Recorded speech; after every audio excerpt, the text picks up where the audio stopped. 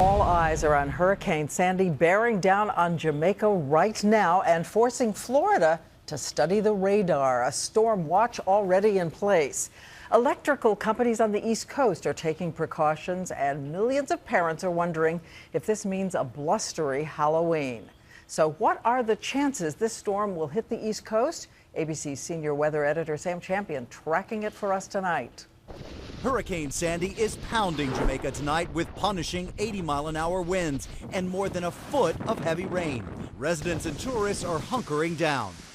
After Jamaica, the 18th named storm of the season will cut across Cuba and the Bahamas before expanding in size as it blows towards the South Florida coast Friday morning. Tonight, there are already tropical storm watches there. But where Sandy goes next is a bit of an October surprise. It was last October when another storm system dumped more than a foot of snow on Halloween. Many kids were forced to trick-or-treat in malls as their communities struggled with widespread power outages. And East Coast power companies are already gearing up for Sandy.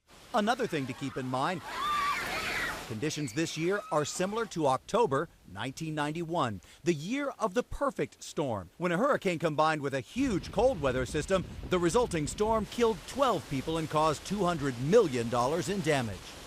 Now, when a tropical system combines with a cold system, we call it an atmospheric bomb, and that's exactly what happened in 1991. And here's why some forecasters fear it may happen again later this week. Let me show you this drop in the jet stream here of this very cold air moving down in the middle of the country. If you follow that, and that's a big, strong push of cold air, what it does is it opens the jet stream a little bit on the eastern seaboard, allowing a window for Sandy to run very close to the coast. The other option would be if that air is a little more shallow, then Sandy shoots out toward the eastern Atlantic. Okay, Sam, so show me these models on what the probability is it'll hit the East Coast. Well, take a look at the spaghetti models, Diane. You can see it's a compelling watch on that eastern seaboard because as of yesterday, most of the models were leaning out toward the Atlantic. As of today, the majority turn this storm system by the end of the week somewhere into that northeastern corridor, and that means some of the worst weather in New York City toward Boston. And it does mean Halloween. We watch it, we watch it, we watch it, we watch it. Okay, Yes, great to have you with us tonight, Sam. Thank you.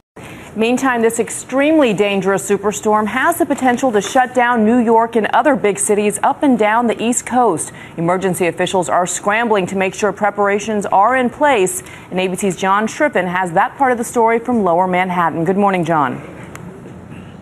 Good morning. We are here in Battery Park City in what's now being called Zone A. 375,000 residents around the city live in these low-lying potential flood zones. Now, right behind us, you can see the water right now is calm, but when Sandy comes through, it wouldn't take much for the water to come up over these walls. Now, last year for Hurricane Irene, these residents had to be evacuated, so this time around, they are ready for the worst.